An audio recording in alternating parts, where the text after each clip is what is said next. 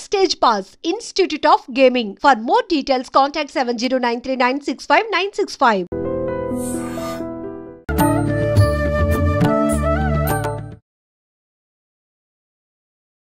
నమస్కారం, welcome to I dream. ధర్మ మార్గం విత్ విజిత కార్యక్రమానికి స్వాగతం. ప్రస్తుతం మనతో పాటు ఉన్నారు శ్రీ విద్యా ఉపాసకులు శ్రీ కామాఖ్య అమృత శోధనా సంస్థ వ్యవస్థాపకురాలు వేణుశ్యామ అమ్మ. ఇప్పుడు వారితో మాట్లాడి మరిన్ని విషయాలు తెలుసుకుందాం. అమ్మ నమస్కారం.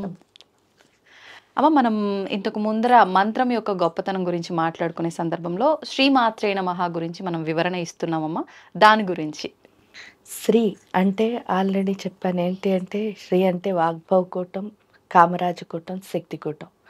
మాత్రే నమః అన్నదానికి ఈరోజు చెప్పుకునే ముందు అసలు ఈ వాగ్భవకూటం, కామరాజకూటం, శక్తికూటం ఏంటి అని చెప్పుకున్నప్పుడు మనం అమ్మవారిని అన్ని నామాలతో పాటు ఈవిడికి ఒక్కరికే స్పెషల్గా ఉన్న నామం ఏమిటి అంటే త్రిపుర సుందరి. త్రిపుర సుందరి అంటే ఏంటి అంటే 3 పురాల్ని పరిపాలించే తల్లి.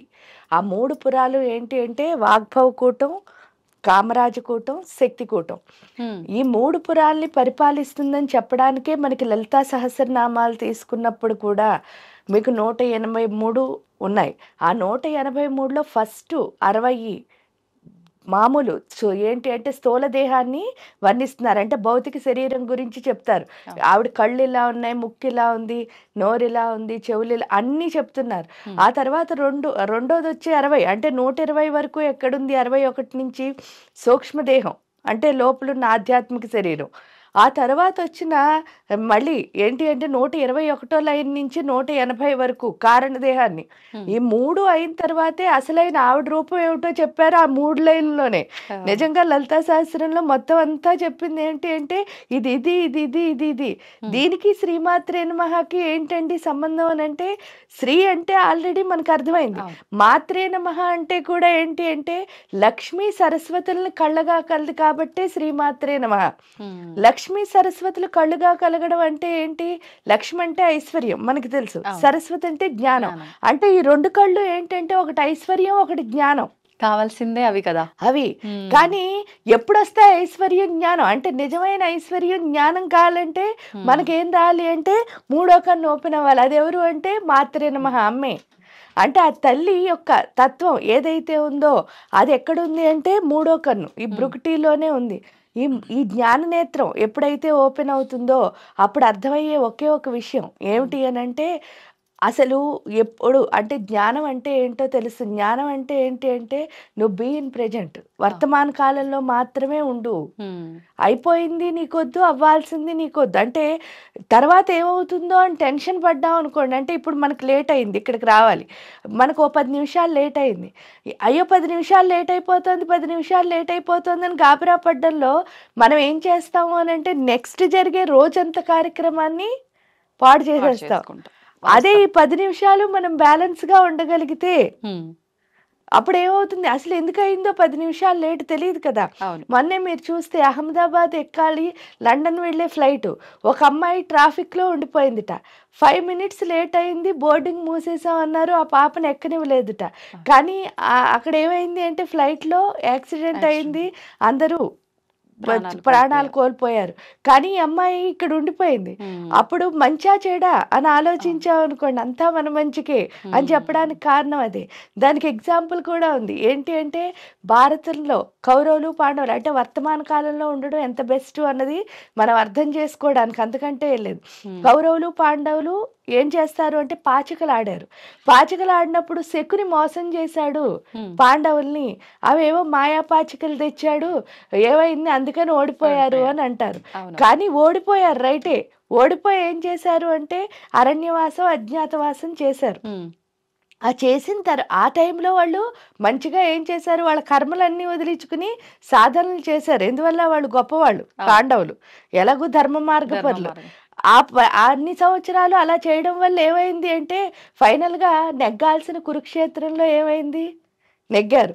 ఎందువల్ల ఈ పాచికల్లో కనుక వీళ్ళు గెలిచి ఉంటే దుర్యోధనుడు ఊరుకుని ఉంటాడా? లేదు. కామ్గా ఊరుకుంటాడా వీళ్ళని ఏం చేయకుండా? దుర్యోధనుడు ఎలాంటి వాడు? దుర్మార్గుడు. కాబట్టి అందువల్లే కృష్ణుడు అక్కడ ఓడించినా కూడా అంటే ఒకసారి ఏదైనా మనకి ఫెయిల్యూర్ వచ్చిందని కూడా ఎందుకు బాధపడకూడదు అంటే, వర్తమానాన్ని యాక్సెప్ట్ చేయగలిగాము అంటే భవిష్యత్తు చాలా గొప్పగా ఉంటుంది అన్నదే మనకి ఆ భారతం చెప్తోంది. అంటే ఇలా ప్రతి స్టోరీలో, అంటే రామాయణం తీసుకోండి, ఎందులో తీసుకున్నా సరే 12 ఏళ్ళకి విశ్వామిత్రుడు తీసుకెళ్ళాడు రాక్షసులను చంపడానికి అంటే, జనరల్గా ఏ తండ్రి కొడుకుని 12 ఏళ్ళప్పుడు పంపించడు. ఇప్పుడు మనమైనా అమ్మో వాడికి ఏం తెలియదు అంటాం, పిక్నిక్ వెళ్ళినప్పుడు కూడా భయపడతాం. అలాంటిది రాక్షసులను చంపడానికి దశరథ మహారాజు పంపించగలిగాడు. పంపించిన తర్వాత అక్కడ వెళ్ళినప్పుడు ఆ 12వ సంవత్సరంలో విశ్వామిత్రుడు మంచిగా పంచదశి మంత్రాన్ని, బాలా మంత్రాన్ని ఉపదేశం చేయించి, ఆయనతో సాధన చేయించి, ఆయనలో ఏంటి అంటే ఆత్మశక్తిని పెంచాడు. ఎప్పుడైతే పెంచాడో అప్పుడు రావణాసురుణ్ణి కైకి పంపించినప్పుడు ఆయన ఈజీగా చంపగలిగాడు. లేకపోతే రావణాసురుడు లాంటి గొప్ప సమవుజ్జిని చంపాలి అంటే ఇంకా ఎంత గొప్పగా మారాలి.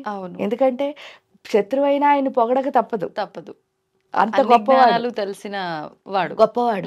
అందులో యుద్ధ నీతి అన్నీ తెలుసు ఆయనకి. అలాంటి వాడితో యుద్ధం చెయ్యాలి అంటే, ఇప్పుడు ఏంటంటే ఒక మామూలు వాడితో యుద్ధం చేయడం ఈజీ, కానీ నీలాంటి వాడో నీకంటే గొప్పవాడో తెలియని అంత గొప్పవాడితో యుద్ధం చేయాలంటే నువ్వు అంతే గొప్పగా ఎదగాలి. కాబట్టి 12వ సంవత్సరం నుంచి ఇన్ని మారుస్తూ తీసుకొచ్చి ఫైనల్ గా యుద్ధంలో గెలిచేటట్టు చేశారు. అంటే వర్తమానంలో కనుక ఉండగలిగాము అంటే మనం ఎప్పుడూ కూడా అంతే గొప్పగా ఉంటాం. అంటే ఐశ్వర్యం రావాలన్నా లేదా మనకి జ్ఞానం రావాలన్నా కూడా వర్తమానంలోనే ఉండాలి. అదే శ్రీమాత్రే నమః మనకి చెప్తోంది. కానీ అమ్మ, వాస్తవం మీరు చెప్పిన దాన్ని బట్టి నిజమే కదా, ఇలా ఉంటే ఎంత బాగుంటుంది అనిపిస్తుంది. కానీ అసలు ఎలా కుదురుతుంది అంటారు అలా ఉండటం? ఎలా కుదురుతుంది అంటే మనసులో చంచలత్వం పోయి నిశ్చలత్వం రావాలి. అందుకే అమ్మవారు నిశ్చింత నిరహంకార నిర్మోహ మోహనాశిని అని చెప్తారు కదా.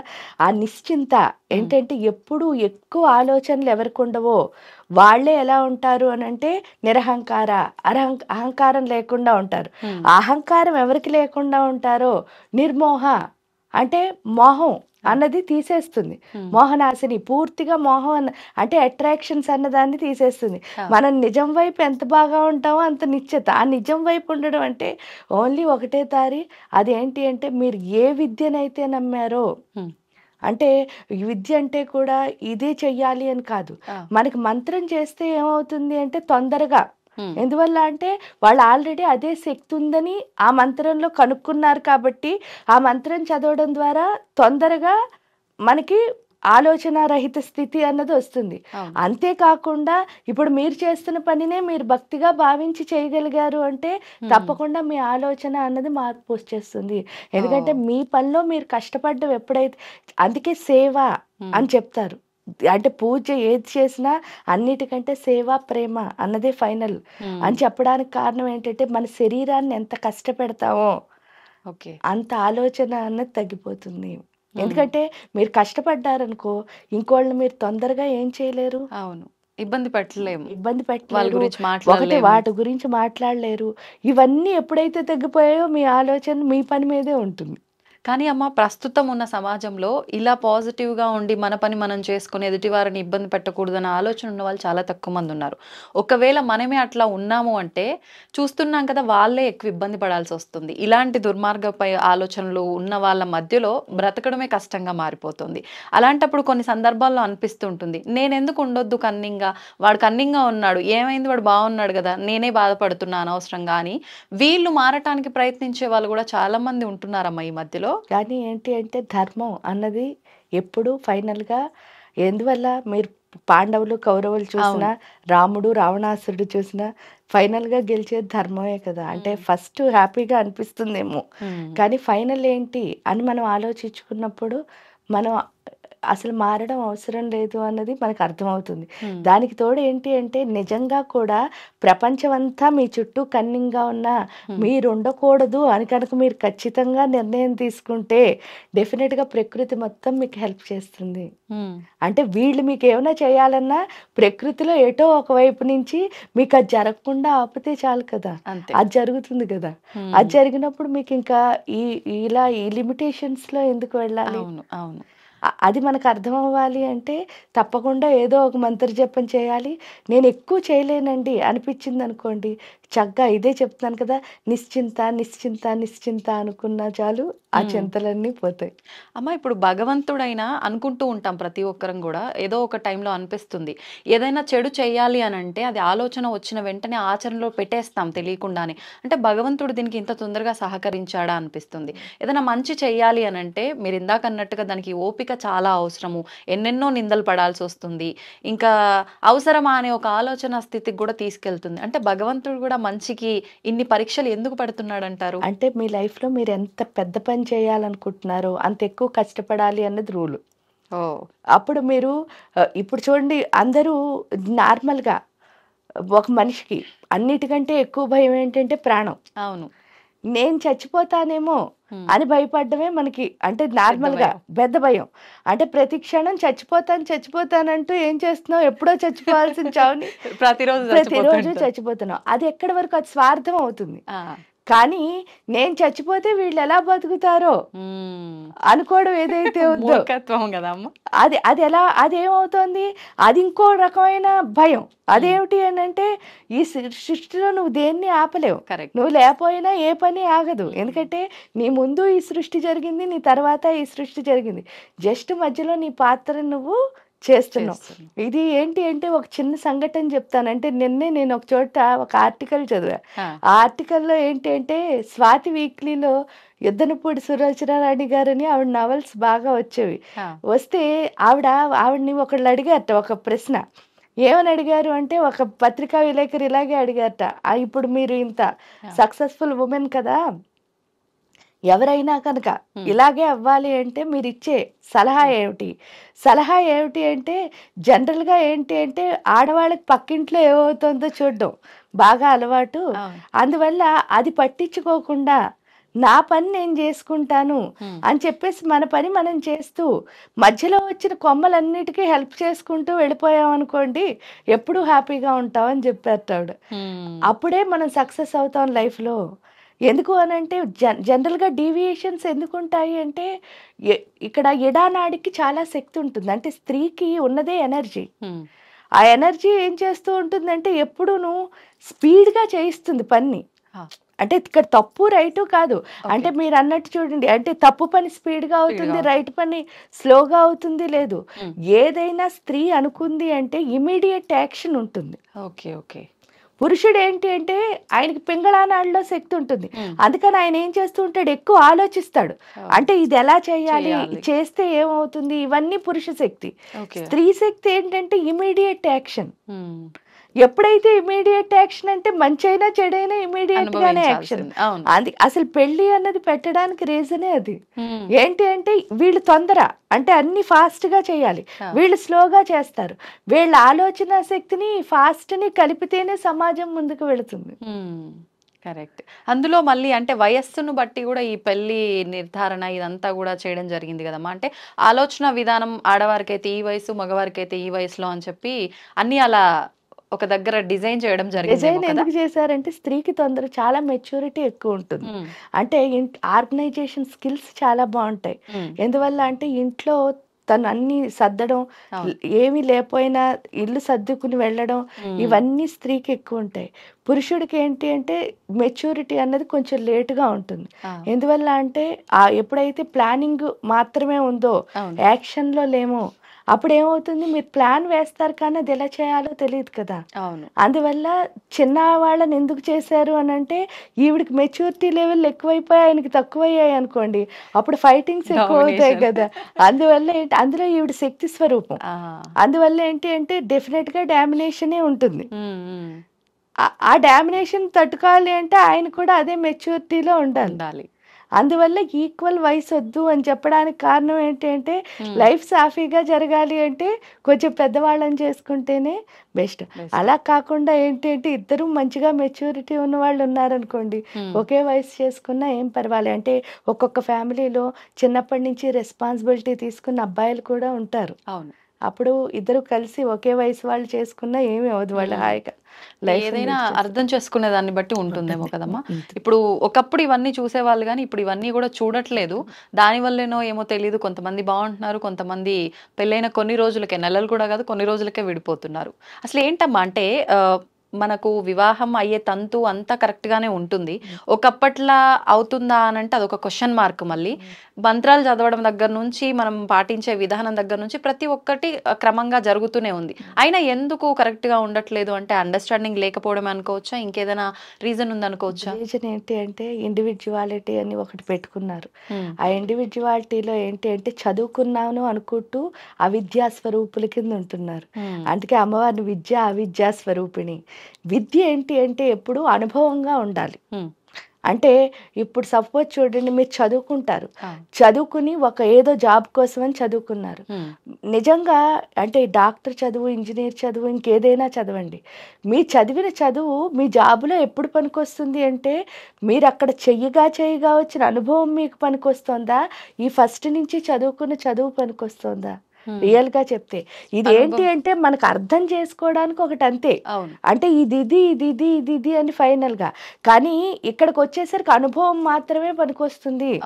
అక్కడికక్కడే డెసిషన్ తీసుకోవాలి. ఎందుకంటే లైఫ్ లో ప్రతి దాంట్లోనూ కూడా, ఒక ఇంట్లో అయినా సరే మీరు అక్కడికక్కడ డెసిషన్ తీసుకోవాలి తప్ప అన్నిటికీ ఒకే మంత్రం పనికిరాదు.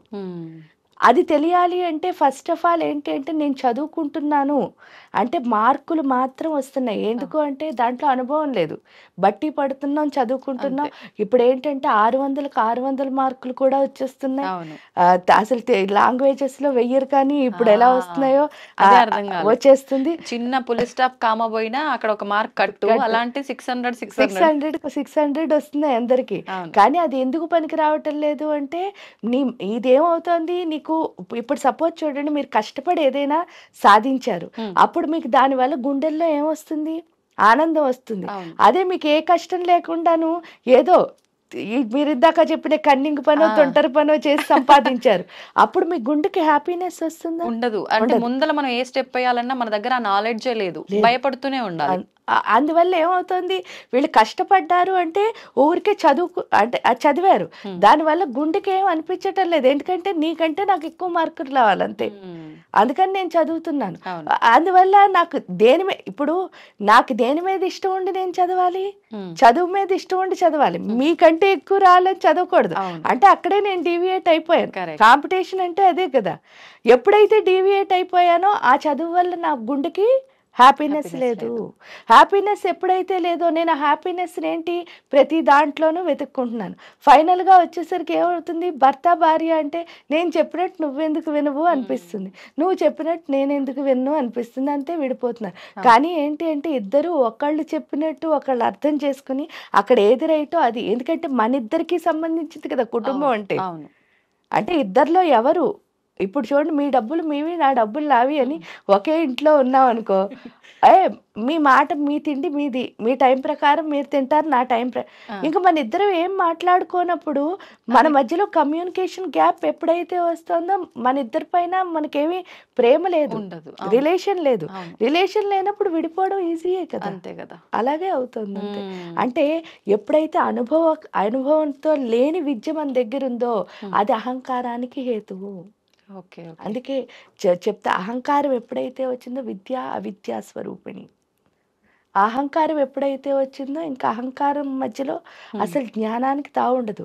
జ్ఞానం ఎప్పుడు లేదో కామక్రోధ లోభ మోహమద మాత్సర్యాలు లోపల ప్రబలిపోయినప్పుడు ఇంకా అసలు వినాలనిపించదు. ఎందుకంటే ఒక్కొక్కసారి చూడండి, మన ఇంట్లోనే ఎవరైనా చాలా కోపం ఉన్న వాళ్ళు ఉంటారు, ఆ కోపం వాళ్ళకి వచ్చింది అంటే ఇంకా అందరూ కామ్ అయితే ఓకే, కానీ అందులో ఒక్కళ్ళు మాట్లాడినా సరే అది ఎక్కడికి వెళ్తుందో కూడా అర్థం అవుతుంది. అవును, ఎక్కడో మొదలై ఎక్కడికో వెళ్ళిపోతుంది. ఎందుకంటే ఆ కోపానుకున్న లక్షణమే అది.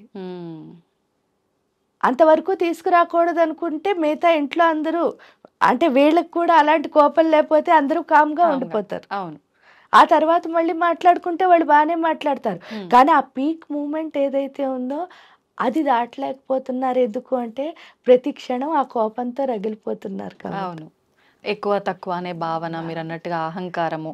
ఇప్పుడు చాలా మంది, మీరు అహంకారం అన్నారు కాబట్టి నాకు ఒకటి గుర్తొచ్చిందమ్మా, చాలా కుటుంబాల్లో మనం చూస్తున్నాము మగవాళ్ళది డామినేషన్ ఎక్కువగా ఉంటుంది. అంటే ఆడవాళ్ళు అంతే సమంగా కష్టపడి చేసిన ఎన్ని రకాలుగా మన కుటుంబాన్ని చూసుకున్నా అంతటా అని చెప్పలేం, కానీ కొన్ని దగ్గరలా నేను చెప్పిందే నువ్వు వినాలి, ఎందుకు వినవు అనేటట్టుగా, పోనీ వాళ్ళు చెప్పింది వీళ్ళు కరెక్ట్గా విని ఆచరించినా కూడా ఎక్కడో ఒక దగ్గర ఖచ్చితంగా ప్రతి దాంట్లో తప్పు వెతికి ఇబ్బంది పెట్టే వాళ్ళు కూడా ఉన్నారు. ఇలాంటప్పుడు అసలు ఏం చేయాల్సి ఉంటుందంటారమ్మా? ఎంత ఓపికగా ఉన్నా ఫలితం లేదే, అసలు నేనేం చెయ్యాలి అనేది తోచని స్థితిలో ఉంటారు. ఏం చేస్తే బాగుంటుంది? అదెందుకు, అదేంటి అంటే అసలు నిజంగా చెప్తే స్త్రీ అన్నది తల్లి స్వరూపం.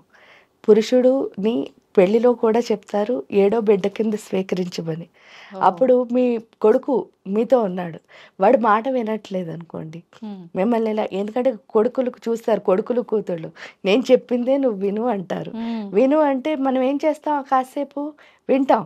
ఆ తర్వాత మన ఇద్దరం కూర్చుని మాట్లాడుకున్నాం అనుకోండి, సమస్యకి పరిష్కారం దొరికేస్తుంది. అప్పుడు ఇంకా ఇవన్నీ రావు. అంటే అది పెరిగిపోవడానికి కారణం ఏమిటి అంటే ఫ్రీగా వాళ్ళు కూర్చుని ఒకళ్ళతో ఒకళ్ళు మాట్లాడుకోకపోవడమే ఇప్పుడున్న సమాజంలో. ఎందుకు మాట్లాడుకోరు అంటే ఆ గొడవ అక్కడికి అయిపోయిందా, అయిపోయిన తర్వాత మళ్ళీ నవ్వుతూ మాట్లాడుకున్నామంటే ఇద్దరం కలిసి ఏంటి అక్కడ గడిపేస్తున్నారు. ఆ గడిపేయడం వల్ల ఏమవుతుంది, గుండెల్లో ఉన్న బాధ పోవటం లేదు, ఇద్దరు గుండెల్లోనూ సేమ్ బాధ ఉంది.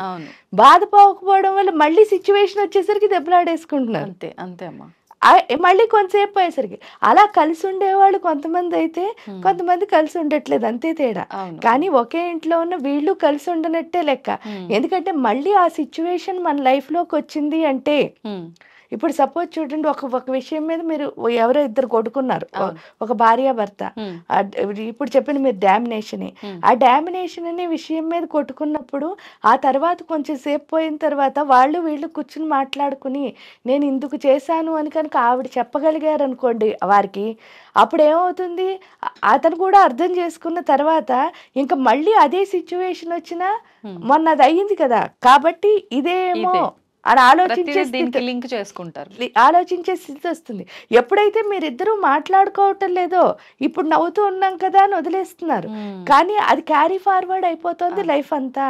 అప్పుడు ఏమవుతుంది, ఒకే విడిపోయిన వాళ్ళని చూసి అయ్యో 2 రోజుల్లో విడిపోయారని అనుకోక్కర్లే, కలిసి ఉన్న వాళ్ళు కూడా ఇంట్లో విడిపోయే ఉంటున్నారు. అవును అవును. అంటే ఆ సిచ్యువేషన్లో కలిసి ఉంటున్నారు, మళ్ళీ తర్వాత అదే క్యారీ ఫార్వర్డ్ అవుతుంది. ఎందుకంటే గుండెల్లో బాధపోవటం లేదు కదా. కాబట్టి చెయ్యాల్సిన పని ఏమీ లేదు, చక్కగా ఏ గొడవైనా సరే ఆ గొడవ గురించి మళ్ళీ కొంచెం సేపు పోయిన తర్వాత ఇద్దరూ ప్రశాంతంగా ఉన్నప్పుడు మాట్లాడుకుని, ఎవరిది తప్పు అయితే ఏం తప్పులేదు కదా, మన ఇద్దరం భార్యాభర్తలమే, ఇద్దరిలో ఎవరి తప్పు అయినా ఏమైపోదు, మన డిగ్రీ ఏం పోదు. కాబట్టి హ్యాపీగా ఉండాలి అంటే మాత్రం కూర్చుని ప్రశాంతంగా మాట్లాడుకోవాలి. ఆ సిచ్యువేషన్ అయిపోయింది కదా అని వదిలేయకుండా ఆ సిచ్యువేషన్ గురించి ఇద్దరూ ప్రశాంతంగా మాట్లాడుకుని ఎవరి తప్పు అయితే వాళ్ళు అర్థం చేసుకుని మళ్ళీ నెక్స్ట్ టైం అది రిపీట్ అవ్వకుండా చూసుకుంటే సరిపోతుంది. అమ్మ, నిజంగా మీరు చెప్పిన దాన్ని బట్టి ఇది వాస్తవం. కూర్చొని మాట్లాడుకోవాలి, దాన్ని అక్కడికి సార్ట్ అవుట్ చేసుకోవాలి. కానీ ఈ మధ్యకాలంలో ఈ మంత్రం చేసుకుంటే మీకు ఈ సమస్య తీరిపోతుంది, లేకపోతే ఈ రెమెడీ చేసుకుంటే ఇది తీరిపోతుంది, మొగుడు పిల్లలు కొట్టుకుంటున్నారా, మీరు కనుక ఇది చేస్తే అది క్లియర్ అయిపోతుంది, ఎలా క్లియర్ అవుతుందమ్మా? ఇది నమ్మొచ్చు అంటారా? ఎంతవరకు నమ్మొచ్చు? అసలు క్లియర్ అవుతుంది అంటే తప్పకుండా మంత్రం ఎవరైతే చేస్తారో, ఇక్కడ ఇది కూడా మంత్రం ఎవరైతే చేస్తారో వాళ్ళలో మార్పు వస్తుంది. మనలో ఎప్పుడైతే మార్పు వచ్చిందో వాళ్ళు ఏం చేసినా మనం వెళ్ళి మళ్ళీ సేమ్ ఇదే చేస్తాం కదా. చేయడం వల్ల ఏమో అంటే ఇప్పుడు అహంకారం పోయి సాఫ్ట్నెస్ ఎప్పుడైతే వచ్చిందో, పోలే మన వాళ్ళే కదా తిట్టారని వదిలేసినా కూడా సమస్యకి పరిష్కారం దొరుకుతుంది కదా. ఇక్కడ అలా అది అవుతుంది. కానీ అది ఎప్పుడు అంటే పూర్తిగా ఆ మంత్రదేవతకి మనం సరెండర్ అయినప్పుడు. అంతేకాని ఆ మంత్రం చేస్తే అయిపోతుంది కదా అని చెప్పేసి ఫాస్ట్గా ఏదో చేసేసి అవలేదు అవ్వింది అలా చెప్పకూడదు. మనం పూర్తిగా ఆ మంత్రదేవత మీదే ప్రాణం పెట్టి ఆ మంత్రదేవతను నమ్మి భక్తిగా, ఇంకా నువ్వు తప్ప నాకు దిక్కులేదు అన్నట్టు కనుక చేయగలిగితే తప్పకుండా అవుతుంది. దానికి తోడు అన్నిటికంటే ఫస్ట్ నమ్మకం ఉండాలి. అవుతుంది. అది అదంతా పక్కన పెడితే అంతా నువ్వు చూసుకుంటావమ్మా అనే నమ్మకం ఉండాలి. ఆ నమ్మకంతో చేస్తే డెఫినెట్ గా అవుతుంది. కానీ అటు అది ఉండదు, అవును, ఇటు ఇది ఉండదు అంటే అది అవలేదని మళ్ళీ చెప్పకూడదు. అంటే ఇది రెండు పడవల్లో ప్రయాణం లాగా ప్రయాణమే ఉంటుంది. ఉంటుందంట. ఏంటంటే ఇటు నేను వీళ్ళతోనూ దెబ్బలాడుతూ అంతే. ఉంటాను, అటు మంత్రము చేస్తానంటే కుదరదు. అవును. అవును. అమ్మ ఇప్పుడు మంత్రం అన్నారు. ఫలితం ఉంటుంది అన్నారు. కానీ ఆడవాళ్ళే ఎక్కువగా అంటే కొంచెం ఎమోషనల్‌గా వీక్ ఉంటారు గాబట్టి, ఏ ప్రయత్నం చేసినా వాళ్ళే చేయాలని ఎక్కువగా ఆసక్తి చూపుతూ ఉంటారు. కానీ ఈ ఆడవాళ్ళు అన్ని మంత్రాలు చేయడానికి వీల్లేదు అని చెప్పి మళ్ళీ ఇదొక సమస్య మన ముందుకు వస్తూ ఉంటుంది. నిజంగా ఇది వాస్తవం అంటారా? ఆడవాళ్ళు అన్నీ చేయడానికి పనికిరాదంటారా? స్త్రీ అన్ని మంత్రాలు చేయొచ్చు, పనికిరానిదేమీ లేదు. హ్మ్. ఎందుకంటే ఆమె స్త్రీ స్వరూపం, తల్లి అన్నీ చెయ్యొచ్చు. స్త్రీ చెయ్యాలి అనడానికి కారణం ఏమిటి అంటే జనరల్గా కూడా ఆవిడ ఎంత చేస్తుందో ఆవిడది వాయుతత్వం, హ్మ్. అంటే స్త్రీది వాయుతత్వం. వాయుతత్వం. అందుకే మీరు చూస్తే ఆడవాళ్ళ నోట్లో నువ్వు గింజ కూడా నాందు అని చెప్తారు. ఆ! అంటే ఈవిడికి ఒకటి చెప్తే బీబీసీలో వేయించినట్టే అని, అంటే అందరికీ స్ప్రెడ్ అయిపోతుంది. తెలిసిపోతుంది. వాయుతత్వం అవడం వల్ల అది స్ప్రెడ్డింగ్ ఎనర్జీ అన్నమాట. ఓహ్! ఎప్పుడైతే స్ప్రెడ్డింగ్ ఎనర్జీయో స్త్రీది, తొందరగా ఇంట్లో ఇప్పుడు ఆవిడకి ఇవ్వడం ఒకటే తెలుసు, అవును. అమ్మకేంటి పిల్లలకి ఇవ్వడమే కదా తెలుసు. అంతే. అప్పుడు ఈవిడ ఏం చేసినా సరే ఇంట్లో ఉన్న అందరికీ ఏమవుతుంది, స్ప్రెడ్ స్ప్రెడ్ అవుతుంది అవుతుంది. ఆ ప్రేమతత్వం వల్ల. హ్మ్. అందుకని స్త్రీని చేయమంటారు. ఓహ్! ఓకే. ఓకే. ఆవిడకి ఇవ్వడం ఒకటే తెలుసు కాబట్టి చక్కగా ఈవిడ చేసిన శక్తి ఇంట్లో ఉన్న అందరిపైన పనిచేస్తుంది కాబట్టి అందరూ సుఖంగా హ్యాపీగా ఉంటారని చెప్పేసి స్త్రీని చేయమంటారు. దానికి తోడు ఏంటి అంటే ఎమోషన్స్ ఎప్పుడు స్త్రీలో ఎక్కువ, వాయుతత్వంతో పడి, అందుకని ఆవిడ ఫాస్ట్గా అందరికీ చెప్పేయాలని ట్రై చేస్తారు. ఇక్కడ ఏమవుతుంది అంటే ఎమోషన్ కంటే రియలైజేషన్ ఇంపార్టెంట్. హ్మ్. ఈడ అమ్మ అంటే కూడా 4 స్టేజ్లు ఉంటాయి. ఆ! ఫస్ట్ స్టేజ్లో అమ్మ ఎలా ఉంటుంది అంటే స్వార్థంగా ఉంటుంది. హ్మ్. అదేంటంటే నా పిల్లలే, అన్నీ నా పిల్లలకే కావాలి, ఆ టైపులో ఉంటారు. కానీ కొంచెం మెచ్యూరిటీ వచ్చిన తర్వాత ఆ తల్లి ఏమవుతుంది, వీళ్ళకి కూడా మన అందరూ పిల్లలే మన కదా పిల్లలే. అని చెప్పేసి పెట్టడానికి ట్రై ఆ! చేస్తారు. అవును. ఆ తర్వాత కొన్ని రోజులు వచ్చేసరికి ఏమవుతుంది, అంతా ఒక్కటే. అంతే. ఆ తర్వాత వచ్చేసరికి ఇప్పుడు నీ పిల్ల ఇంకో పిల్ల వచ్చింది, హ్మ్. ఇద్దరిలో ఎవరు తప్పు చేశారో మీకు క్లియర్గా తెలిసిపోయింది, మన పిల్లే అవును. చేసిందని తెలిసినా సరే అక్కడ వాళ్ళ అమ్మో నాన్నో లేకపోతే రియాక్షన్ వేరేలా ఉంటుంది, వాళ్ళ అమ్మో నాన్న ఉంటే రియాక్షన్ వేరేలా ఉంటుంది. అవును. అది పోవడాన్నే రియలైజేషన్ అంటారు. ఏంటంటే అది నా కూతురు తప్పు చేసినా సరే ఇంకో కూతురు తప్పు చేసినా సరే హ్మ్. మనం నిజంగా ఎవరు తప్పు చేశారో అది చెప్పగలిగే స్థితి ఏదైతే ఉందో అదే నిజమైన తల్లితనం. హ్మ్. అది కనుక వచ్చింది అంటే ఆ తల్లి వల్ల ఆ ఇంటికే కాదు ఆ ప్రపంచానికే మంచిది. అలాంటి తల్లులు కనుక వచ్చారు అంటే, ఎందుకంటే పూర్వం భారతదేశంలో అలాంటి తల్లులే ఉండేవారు అందరూ. అవును. అలాంటి తల్లులు ఇప్పుడు కూడా మళ్ళీ వస్తే కనుక హ్మ్. ఏమవుతుంది అంటే దేశ పరిస్థితే మారిపోతుంది. అవునమ్మా. ఆ భారతమాత చాలా హ్యాపీగా ఉంటుంది, హ్మ్. మన భూమాత కూడా ఆనందంగా ఉంటుంది. అవును. కాబట్టి అందరూ తల్లులు అవ్వాలి అంటే మంత్ర సాధన మార్గం. హ్మ్. అమ్మ ఓంకారం చాలా ప్రాధాన్యత ఉంది ఓంకారానికి మన సనాతన ధర్మంలో. అయితే ఏంటి అసలు ప్రణవనాదం అని అంటూ ఉంటారు ఈ ఓంకారాన్ని. దాని విశిష్టత గురించి తెలియజేయండి. ఓంకారం అంటే ఏంటి అంటే ఓం అనేది శివాశక్తుల యొక్క స్వరూపం. కాబట్టి ఆ ఒక్క ఓంకారాన్ని కనుక జపిస్తే శివాశక్తి యొక్క తత్వం మన లోపలికి వస్తుంది. హ్మ్. ఇప్పుడు నార్మల్గా ఏంటి అంటే శివుడు అంటే ఎక్కడున్నాడు, మనం శ్రీ గురించి చెప్పుకున్నప్పుడే అనుకున్నాం, అవును. ఆత్మభవుడే శివుడు, నా లోపల ఉన్న ఆత్మభవుడే శివుడు. హ్మ్. కానీ ఆత్మే శివుడు అని అందరూ చెప్పడం వరకు ఓకే, హ్మ్. కానీ నిజంగా మన ఆత్మని మనం శివుడి కింద భావించగలుగుతున్నావా? లేదు. అంటే సడన్గా ఎప్పుడో తత్వం చెప్పినప్పుడు ఓకే ఏమో, కానీ రోజంతా భావించగలిగే స్థితి ఏదైతే ఉందో అది రావాలి అంటే ప్రకృతి మొత్తం తల్లి స్వరూపం అని తెలియాలి, ఆ అవును. పార్వతి యొక్క శక్తి. అప్పుడు మిమ్మల్ని నేను పార్వతిలా ఎప్పుడైతే చూస్తానో అప్పుడు అందరూ అమ్మలే కదా. ఆ చూసే స్థితి వస్తేనే ఈ లోపల ఉన్న శివుడిని నేను చూసుకోగలుగుతాను. హ్మ్. అంతేకాని ఈవిడ పలానా పార్వతీదేవిలా ఎలా ఉంటుందిలే, ఇలాంటి డిఫరెన్షియేషన్స్ ఏమి ఉండకూడదు. ఆ! ఒకసారి మనం ఫిక్స్ అయ్యాము అంటే మీరు పార్వతి అంతే. ఓకే. ఎప్పుడైతే అది చూడగలిగామో, అలా అని అక్కడ పురుషుడు ఇక్కడ స్త్రీ ఇలా ఏంలే, మొత్తం అందరూ పార్వతీదేవే, నా కళ్ళకి ఏది కనిపిస్తోందో అది పార్వతి. ఆ తల్లిని కనుక మనం ఎప్పుడు చూడగలిగామో ఈ ఆత్మశక్తి అన్నది పెరుగుతుంది. ఆ పెరగడం అన్నది ఏంటి ఓంకారం ద్వారా వస్తుంది. కాకపోతే జనరల్గా ఏంటి అంటే ఓంకారాన్ని అందరినీ చెయ్యొద్దు అని చెప్పడానికి రీజన్ ఏమిటి అంటే శివుడు శక్తి అని అంతా చూడగలిగిన స్థితి ఎప్పుడైతే వచ్చిందో పూర్తి వైరాగ్యం వచ్చేస్తుంది. ఆ వైరాగ్యం ఎప్పుడైతే వచ్చిందో గృహస్థాశ్రమంలో కొన్నిసార్లు పనికిరాదు. అంటే అందరికి కూడా ఇదంతా ఉంటుంది కాబట్టి జనరల్గా చెయ్యొద్దు అనడానికి. కానీ ఏంటి అంటే ఫైనల్ అదే కాబట్టి అది నెక్స్ట్ మినిట్ ఏమి వచ్చేది కాబట్టి చేస్తూ అంటే ఎంత సాధన చేస్తే అంత బాగా వస్తుంది కాబట్టి చేస్తూ ఉండడమే.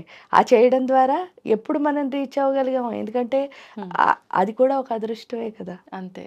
అవును అమ్మ. పంచాక్షరి మంత్రం కూడా ఓం నమ శివాయ అని చెప్పి మామూలుగా శివ ఆరాధన ఎప్పుడు చేసినా ప్రతి ఒక్కరం అదే చెప్తూ ఉంటాం. కానీ ఈ మధ్య కాలంలో నేను విన్నది ఓం నమ శివాయ మగవారు చేయొచ్చు కానీ ఆడవారు చేయకూడదు, శివాయ నమః అని చెప్పి చేసుకోవాలి అని చెప్పి. మీరు ఇందాక చెప్పినప్పుడే నాకు అర్థమైంది ఏ మంత్రమైనా ఎవరైనా చెయ్యొచ్చు అని. కానీ మరి ఎందుకు ఇలాంటి మాటలు మనం వింటున్నామంటారు? ఫస్ట్ పార్వతీ అమ్మవారు ఎవరో చెప్తే అప్పుడు ఆ తర్వాత మనం ఇంకేమైనా చెప్పచ్చు. పార్వతీ అమ్మవారు చేసిన మంత్రమే ఓం నమ శివాయ కాబట్టి ఆవిడ ఓం నమ శివాయతోనే శివయ్యను తెచ్చుకున్నారు. అవును. ఇది అసలు మంత్రశాస్త్రం అన్నది ఆత్మశక్తిని పెంచుకోవడానికి చేసేది మాత్రమే. శరీరానికి స్త్రీ పురుషుడు అభేదం ఉంది. మీరు ఆత్మశుద్ధి చేసుకుంటున్నప్పుడు ఇంకా స్త్రీ పురుష అభేదమే ఉంది. అవును. ఇక్కడ జెండర్ ఏమీ లేదు కదా, ప్రకృతి మొత్తం అంతా. అలాంటప్పుడు మీ ఆత్మశక్తిని మీరు పెంచుకోవాలనుకుంటున్నారు. అప్పుడు స్త్రీ అసలు అందుకని మంత్రాలు వీళ్ళు చెయ్యొచ్చా వాళ్ళు చేయకూడదా అంటే అసలు ఆత్మని శుద్ధి చేసుకునేటప్పుడు ఎవరైనా చెయ్యొచ్చు కదా, వీళ్ళు చెయ్యొచ్చా వాళ్ళు చేయకూడదా అని లేదు. ఎందుకంటే పార్వతీదేవి, సతీ, అనసూయ, సుమతి వీళ్ళందరూ ఎలా మరి దేవుణ్ణి రీచ్ అయ్యారు? అరుంధతి. అవును.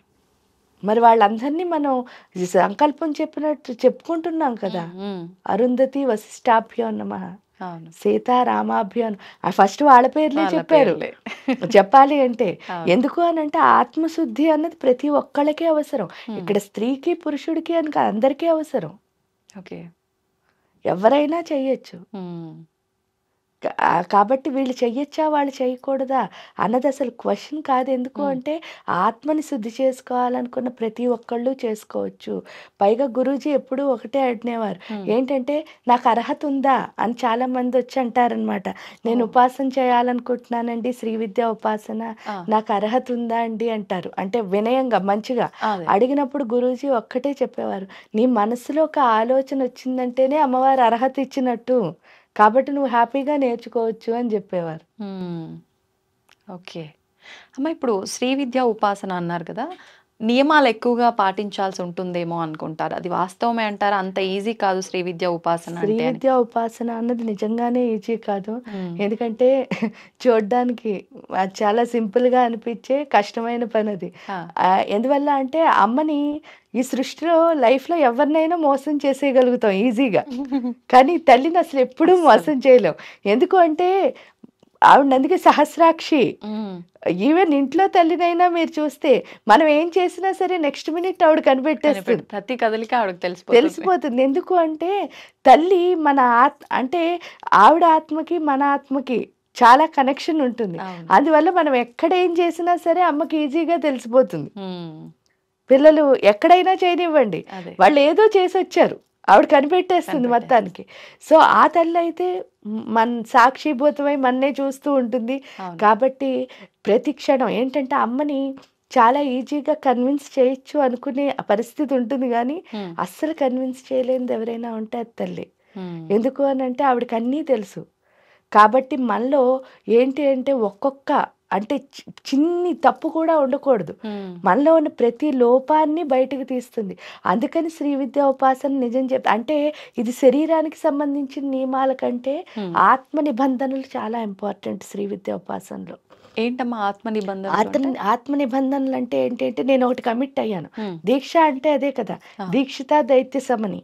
మీరు ఎంత దీక్షగా ఉంటారో అంటే మీరు ఇక్కడికి 11కి రావాలనుకున్నారు, సపోజ్ 11కి ఇక్కడికి వచ్చేయాలి. 11 ఒక్క నిమిషం అవ్వకూడదు అనమాట. ఎందుకు అవ్వకూడదు అని అంటే అంత నిబద్ధతతో ఉండాలి. మధ్యలో ట్రాఫిక్ జామ్ అయింది, అది మీరేం చేయలేరు. అవును. కానీ మీరు బయలుదేరాల్సిన టైం మాత్రం మీకు ఖచ్చితంగా బయలుదేరాలి. ఆ తర్వాత మధ్యలో ఏదో అయితే అది మనకి సంబంధం లేదు. అంటే అక్కడ లేట్ చేసినా కూడా ఆవిడ ఇందాక చెప్పింది మనం అక్కడికి వెళ్ళకూడదు అంతే ఆ టైంకి. అవును. సో ఇక్కడ ఏమవుతోంది అని మనం ప్రశ్నించుకుంటే ఏంటి అంటే ప్రతిసారి అంటే ఈరోజు నేను 9 నుంచి 10 వరకు ఈ మంత్రాన్ని జపం చేస్తాను అని మనం అనుకున్నాం. అనుకుంటే ఖచ్చితంగా 9 నుంచి 10 వరకు మనం ఆ మంత్రాన్ని జపం చేసి తీరాలి. ఒకవేళ కుదరని పక్షంలో అన్నది అసలు క్వశ్చన్ మార్కే రాకూడదు. ఎప్పుడు వచ్చిందో మీరు చేయలేరు గట్టి గ్యారంటీగా. అంటే నాకు కుదరదేమో అనుకుంటే ఇంక చేయలేము. నేను చెయ్యగలను అనుకుంటే మాత్రం ఖచ్చితంగా చేసేస్తాం. ఓకే.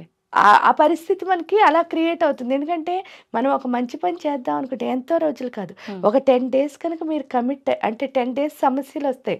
అంటే ఆ టైంకి మీకు ఎవరో ఒకళ్ళు రావడం, మీరు చేయలేకపోవడం, ఇలాంటివన్నీ ఒడిదుడుకులు వస్తాయి.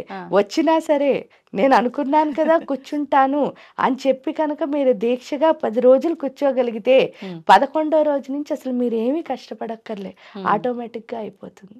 ఓకే. ఎందుకంటే నిన్ననే ఎగ్జాంపుల్ చెప్తాను. మేము అంబుబాచి మేళాలో సతచండీ హోమం చేద్దామని అనుకున్నాం కామాఖ్యాపీఠంలో. చేద్దాం అనుకుంటే అందరూ ఎలాగంటే అసలు ఒక్కళ్ళు కూడా సపోర్ట్ చేయలేదు. తెలుసున్న ఎవ్వరు కూడా అసలు ఎలా చేస్తారు, అక్కడ అంత జనం ఉంటారు, మీరు హోమం చేయడానికి ప్లేస్ దొరకదు, ఇది దొరకదు, అది దొరకదు, మీరు అసలు పైకే ఎక్కలేరు ఫస్ట్ ఆఫ్ ఆల్.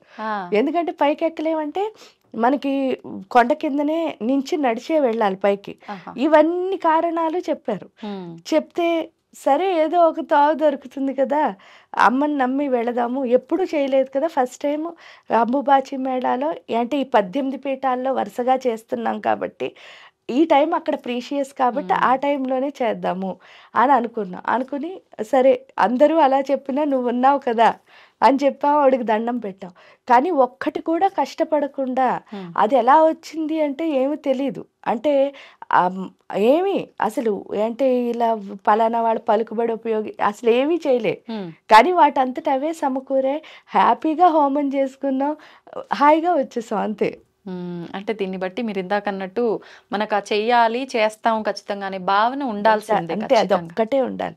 అంటే నేను చెయ్యలేనేమో అని ఎప్పుడు అనుకున్నారో నెక్స్ట్ రోజే ఆగిపోతుంది. ఎందుకంటే ఆల్రెడీ మీరు ఆ ఎనర్జీని అక్కడ పెట్టేస్తున్నారు కదా. అవును అవును.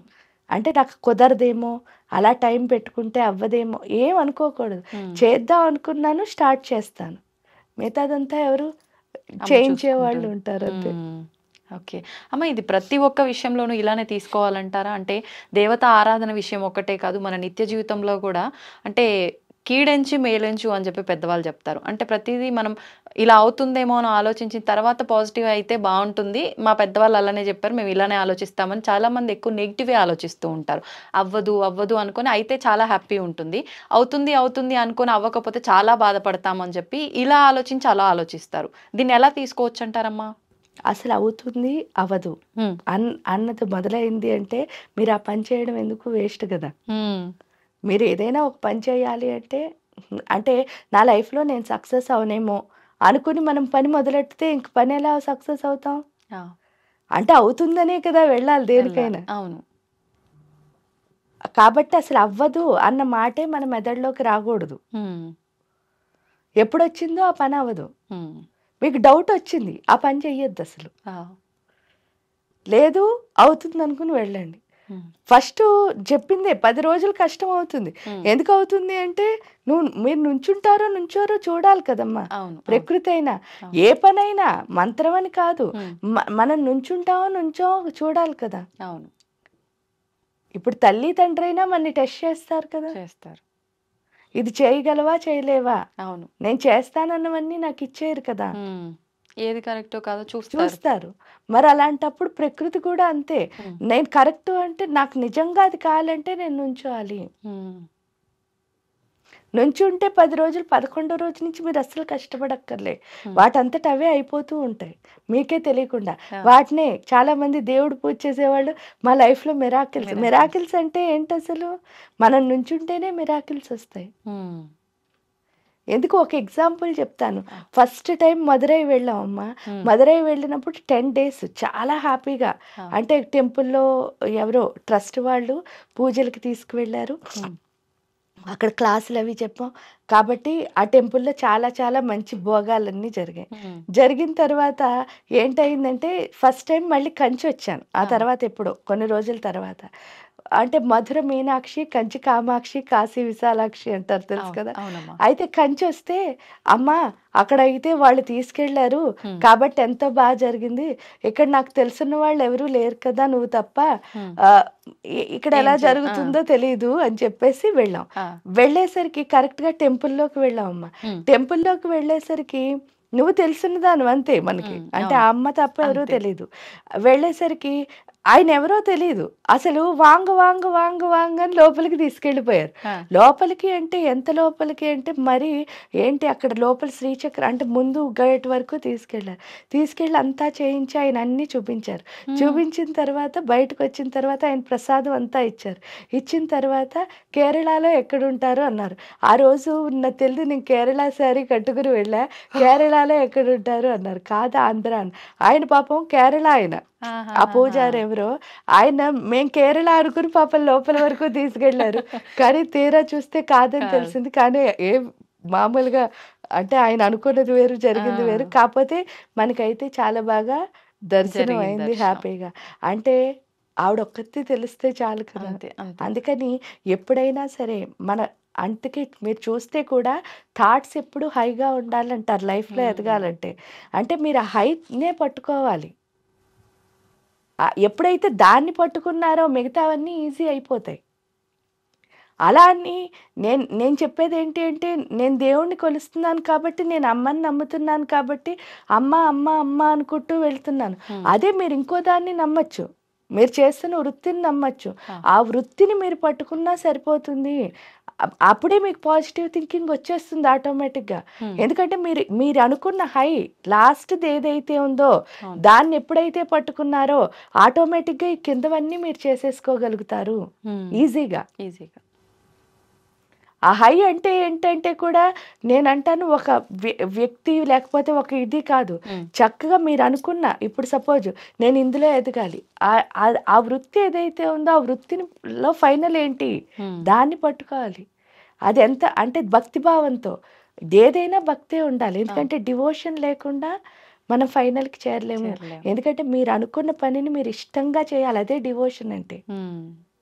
మీకు ఇష్టం లేకుండా వచ్చానా, మాట్లాడానా, వెళ్ళిపోయానా అంటే మీకే నచ్చదు. అవును, మీ గుండె హ్యాపీగా ఉండదు. అవును, కానీ వచ్చాను అంటే నేను నేను ఇది చెయ్యాలి. అది ఆ ఇష్టం ఉందనుకోండి, మీరు ఎంత చేసినా మీకు ఏమనిపించదు, ఆపాలనిపించదు. అవును, లేదనుకో ఒకటి అయ్యగానే టైర్డ్ అయిపోతారు. అవును, వాస్తవం. రోజంతా ప్రతి ఒక్కరి లైఫ్ లో ఇది ఖచ్చితంగా ఎక్స్పీరియన్స్ చేస్తారు. ఒక్కటి అవగానే టైర్డ్ అయ్యావంటే మనకు అది ఇష్టం లేదు, నన్ను వదిలేయడం బెస్ట్ అంతే. కానీ 24 hours చేసినా 25 hour ఎందుకు లేదు అనిపిస్తుంది చూసారా, అది మీకు ఇష్టం. ఈ స్థితి రావాలంటే చాలా ఓపిక, సాధన ఎన్నో ఉండాలేమో కదమ్మా. ఉండాలి. అన్నిటికంటే అవేం అక్కర్లే, మీరు చేస్తున్న పని మీరు అయిపోవాలి అంతే. మీరు ఏ పని చేయండి ఆ పని మీరు అయిపోవాలి. ఓకే,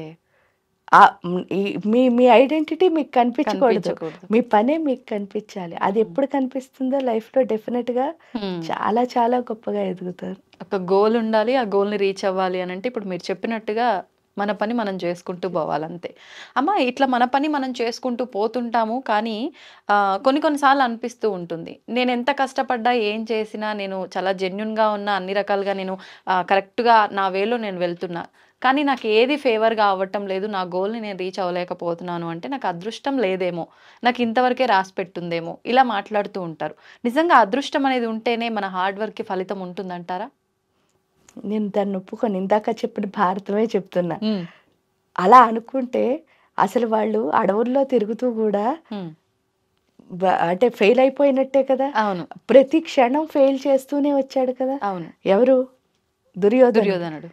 ప్రతి క్షణం ఫెయిల్, ఆఖరికి ఒక ఇల్లు కట్టించి అది లక్కిల్లు వాళ్ళని కాల్చడానికి ట్రై చేశాడు. అవును, రెండోసారి ఈ పాచికల్లో ఓడించాడు, మూడోసారి ద్రౌపది వస్త్రాపహరణం. అలా ప్రతిసారి ఆఖరికి పుట్టిన అభిమన్యుడిని వాళ్ళని కూడా చాలా ఇబ్బందులు పెట్టాడు. అప్పుడు మేము దురదృష్టవంతులమేమో అనుకున్న 5గురిలో ఎవరైనా అనుకున్నా, వాళ్ళ అమ్మ కుంతి అనుకున్నా, ద్రౌపది అనుకున్నా, సుభద్ర అనుకున్నా, ఈ పిల్లడు అభిమన్యుడు అనుకున్నా ఏమవుతుంది? ముందుకు వెళ్ళే వాళ్ళు ముందుకు కాదు. వెళ్ళేవాళ్ళు కాదు. పైగా ఇంకోటి కూడా చెప్తాను నేను, 100 మంది వాళ్ళు ఉండి వీడిని లక్కింట్లో కాల్చాలి అని అనుకున్నారు అంటే వాళ్ళు వీడికి భయపడుతున్నారా, వీళ్ళు వాడికి భయపడుతున్నాడా? అదే కదా. వీళ్ళు 5గురే. అవును, అంటే వాడే భయపడుతున్నాడు. ఎప్పుడైనా తప్పు చేసేవాడికే భయం భయం ఉంటుంది. ఉంటుంది. అవును. అప్పుడేంటి, వెనకాల నుంచి చెత్త పనులన్నీ చేయాలని ట్రై చేస్తారు. రైట్ చేసేవాడు వాడి పని వాడు చేసుకుంటూ వెళ్ళిపోతాడు. అదే అర్జునుడు వాళ్ళు. ఓకే. ఫైనల్ గా గెలుపు ఎవరిది అంటే అది. దురదృష్టం అంటే ఇప్పుడు ఇవన్నీ ఫెయిల్యూర్సే కదా మరి. అప్పుడు మేము దురదృష్టవంతులు అని వాళ్ళలో ఎవరనుకున్నా సరే ఏమవుతుంది, అంతే, ముందుకు వెళ్ళలేకపోయేవారు, వాళ్ళ గోల్ ని వాళ్ళు రీచ్ రీచ్ అవ్వలేకపోయారు. ఎప్పుడైనా మన బలహీనత అదే. నేను లక్కీ కాదేమో అనుకోవడం. అవును. ఈ సృష్టిలో ప్రతి ఒక్కళ్ళు లక్కీవే, అదృష్టవంతులే. ఎందుకంటే ఇక్కడ పుట్టానంటేనే అదృష్టవంతుడి. ఎందుకంటే మనం అందరం లక్ష్మీదేవి బిడ్డలం. చండి అదే కదా చెప్తోంది, లక్ష్మి మీకు ప్రతి క్షణం రీసోర్స్ ఇస్తుంది, దాన్ని అర్థం చేసుకునే శక్తిని పార్వతి ఇస్తుంది, ఇది నా రీసోర్స్ అని. ఆ తర్వాత సరస్వతీదేవి ఇస్తుంది, ఈ వచ్చిన రీసోర్స్ని ఎలా మీకు అనుకూలంగా మార్చుకోవాలి. కాబట్టి లక్ష్మి, సరస్వతి, పార్వతి ముగ్గురు మీతోనే ఉన్నారు. అప్పుడు మీరు దురదృష్టవంతులు ఎలా అవుతారు? అంతే కదా. ఈ సృష్టిలో ఎవ్వరూ దురదృష్టవంతులు కాదు, ప్రతి ఒక్కళ్ళు అదృష్టవంతులే. మన బలహీనతే మనని ఫెయిల్ చేస్తుంది. ఓకే. మనం అందుకని బలహీనత వదిలేసి బలాన్ని పెంచుకుంటే సరిపోతుంది. ఎవరికైనా అంతే. చూడండి, చాలా మంది నా పైన వాళ్ళు ఏదో ప్రయోగం చేశారండి, లేకపోతే నన్నేమో నాకు దెయ్యం పట్టిందండి, ఇలాంటివన్నీ చెప్తారు చూసారా, అవన్నీ బలహీనతలే. అంటే మనలో ఉన్న బలహీనత పోవాలంటే మనం పెంచుకోవాల్సిన శక్తిని కదా. అప్పుడు మంత్ర సాధన చెయ్యమ్మా, నీకు అవన్నీ. ఎందుకంటే ఎప్పుడైతే నువ్వు ఇంకోళ్ళ మీద నీ బలహీనతను ఆపాదించేస్తున్నావో, దుర్యోధనుడు తప్పు చేశాడు అన్నది ప్రపంచానికి తెలుసు. కానీ భీముడు ఏమి దానికోసం అమ్మో దుర్యోధనుడు నన్ను చంపేస్తాడేమో అని భయపడలేదు. పైగా వాళ్ళకు వరం కూడా ఉంది, 5గురిలో ఫస్ట్ వాడిని ఎవరు చంపారో మిగతా 4గురిని వాడే చంపుతాడు. అంటే 5గురు ఉన్నారు, వాళ్ళు బలవంతులు. 5గురిలో ఒకడు ఫస్ట్ వాడిని చంపిన వాడే మిగతా 3గురిని చంపుతాడని. అది ఎవరు అన్నది ఎవరు కనిపెట్టలేకపోయారు, కానీ అది భీముడు. ఫైనల్ గా దుర్యోధనుడిని కూడా చంపాడు. కానీ భీముడికి తెలుసు కదా, నేనే వాళ్ళని ఒక్కొక్కళ్ళని మట్టు పట్టించానని. అవును. సో అంటే ఇక్కడ అర్థం ఏమిటి అని అంటే, మనం బలహీన పడిపోకుండా బలంగా ఉండాలి. ఆ బలంగా ఉండడానికి మీరు ఏ విధంగా, ఇప్పుడు చూడండి, మంత్ర సాధన చేయడం ద్వారా శక్తి వస్తుంది.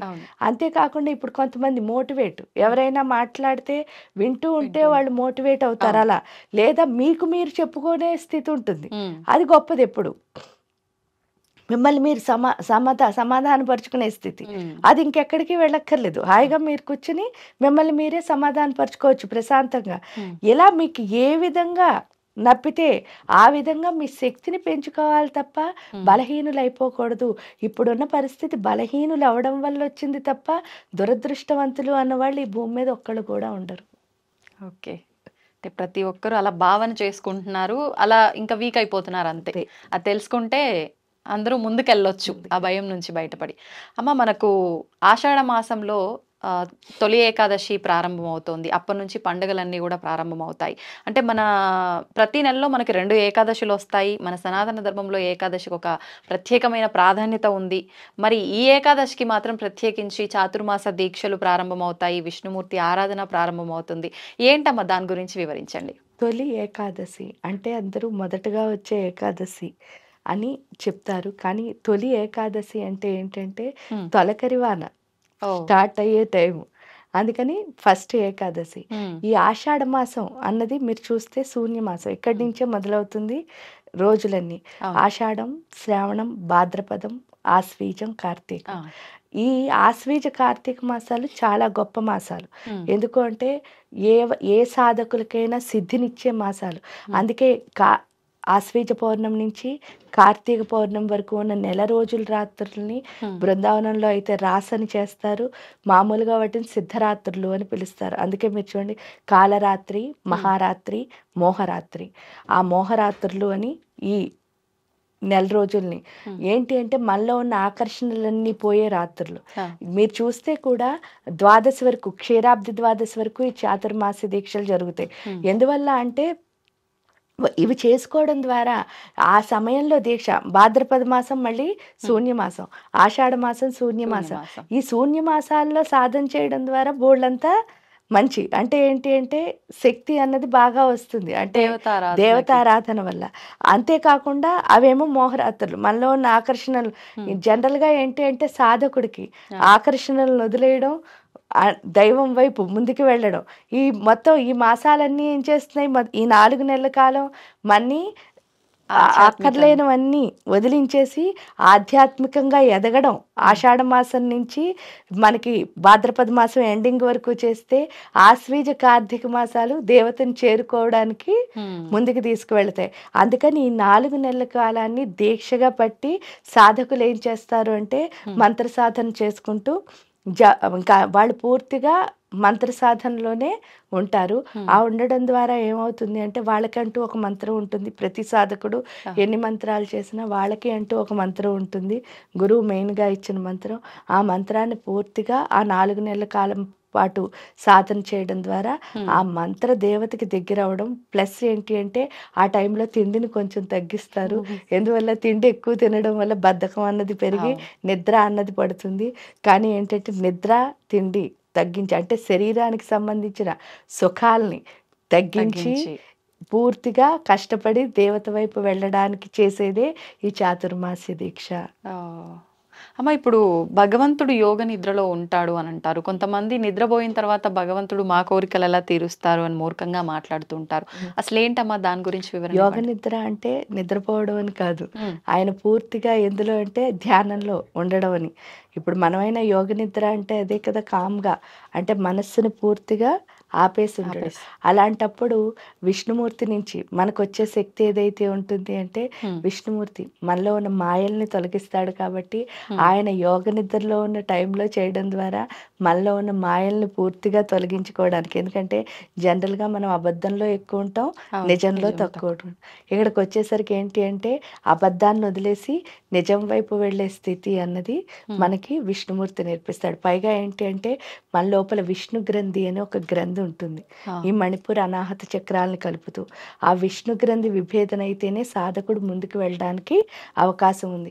కాబట్టి ఆయన యోగ నిద్రలో ఉన్నప్పుడు ఆయన ధ్యానం చేయడం ద్వారా ఆయన శక్తికి మనం ఏమవుతాం, పూర్తిగా కనెక్ట్ అయిపోతాం.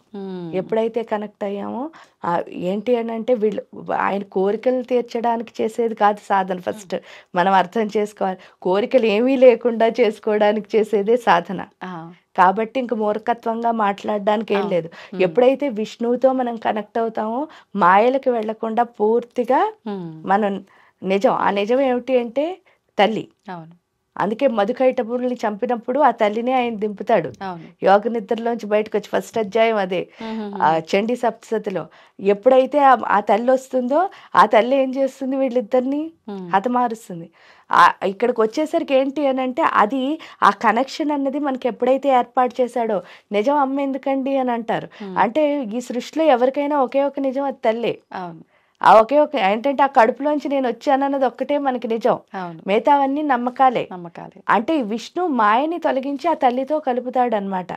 ఎప్పుడైతే కలిపాడో అందుకే మనకు వచ్చేసరికి కార్తీక మాసం ఎండ్ అయి మనం దీక్ష విరమించే టైంకి ఏంటి అంటే ఆ రాధాదేవి శక్తిలో మనం కలిసిపోతాం. అమ్మ, ఇప్పుడు మీరు చెప్పినట్టుగా అంటే మన ఫోకస్ అంతా కూడా ఆరాధన పైన ఉండాలి కాబట్టి ఈ ఆహారం తినకూడదు అనే నియమ ఏకాదశి రోజు. కొంతమంది చెప్తారు ఆ రోజు అన్నం కనుక తింటే అది విషంతో సమానం, విషతుల్యమైనది అని చెప్పి. అంటే మనం అలా ఉండడం కోసం ఇలా ఒకటి ఏదైనా దానికి లింక్ చేసి చెప్తే ఉంటారు అన్న ఒక ఉద్దేశమా, ఎలా తీసుకోవచ్చు అంటారు? యాక్చువల్గా ఏంటి అంటే దేని మీద వ్యామోహం ఉండకూడదు. అన్నిటికంటే ఫస్ట్ వ్యామోహం తిండే. ఎందుకంటే ఈ రుచి లేకపోతే నేను తిన్నాను దానికి చాలా ఎడిక్ట్ అయిపోతారు జనం. అది ఎంత తిండి మీద మనకి వ్యామోహం ఉంటుందో అంత భగవంతుడికి దూరం అయిపోతాం. భగవంతుడు అంటే ఏంటంటే డివినిటీ ఏదైనా సరే, ఇందాక చెప్పినట్టు యాదేవి సర్వభూతేషు వృత్తి రూపేణ సంస్థిత, ప్రతి వృత్తిలోనూ ఆ తల్లి ఉంది భగవంతుడి రూపంలో. మనకేంటి అంటే అది ఈ రుచులు ఎంత ఎక్కువ మనం తీసుకుంటున్నామో అంత లిమిటేషన్స్ అన్న వచ్చేస్తాయి మనకి. అంటే మనం వ్యాపించడానికి ఉండట్లేదు, అంటే ఎప్పుడు లిమిట్ అయిపోతున్నాం. కానీ మన ఆలోచన ఎప్పుడు వ్యాపక శక్తి ఉండాలి. అంటే పెద్ద పెద్ద ఆలోచనలు మనకి రావాలి అంటే బుర్ర బాగా పనిచేయాలి కదా. అవును. మనం ఈ రుచులకి ఎప్పుడైతే లిమిట్ అయ్యామో బుర్ర మందబుద్ధి, సూక్ష్మ బుద్ధి రాదు. అందుకని వాళ్ళు ఏం చేశారు అంటే తిండి మానేమని. అంతేకాని మీకు వ్యామోహం లేదు. ఇప్పుడు మీరు అన్నం తిన్నా ఒకటే, రొట్టె తిన్నా ఒకటే, ఇంకోటి ఏదో తిన్నా ఒకటే. ఆ టైంకి తినాలంటే తింటారు, తినకూడదంటే తినరు. అలా ఉన్నారనుకోండి, అప్పుడు మీరు తిన్నా తినకపోయినా ఏం పర్వాలేదు. అవును అవును. కానీ ఖచ్చితంగా నాకు ఇది కావాలి, ఇది లేకపోతే నేను తిన్ను.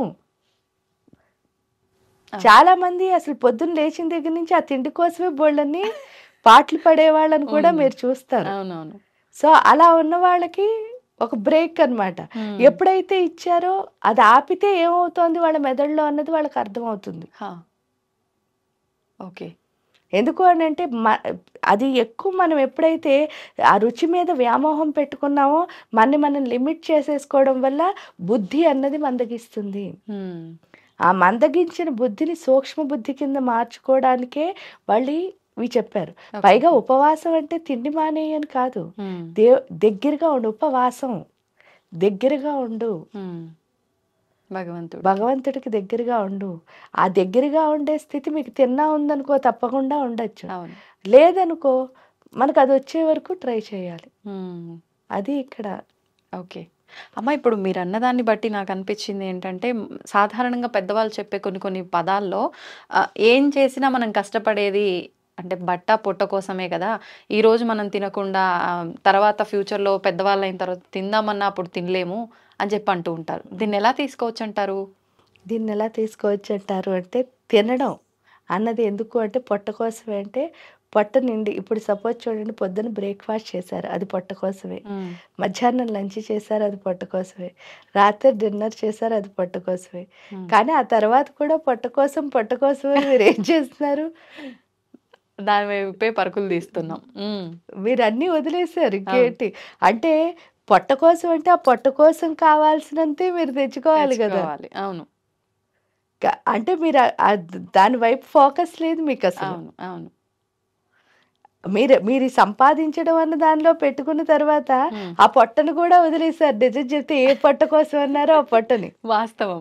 మరి ఇంకా అలాంటప్పుడు మనం చెప్తున్నది చేస్తున్నది ఒకటా కాదు. కానప్పుడు మనకు క్లారిటీ లేదు.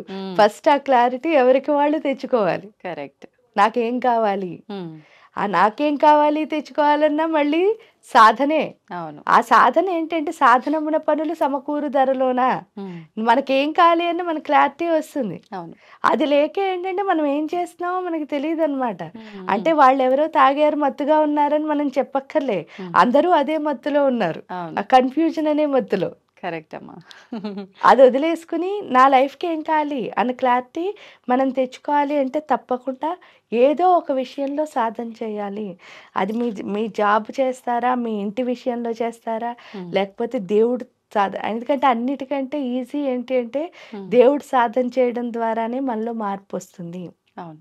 అది వచ్చిన తర్వాత మిగతా అన్ని విషయాల మీద క్లారిటీ వచ్చేస్తుంది. అన్నీ మారిపోతాయి లైఫ్ అంతా. అంతే.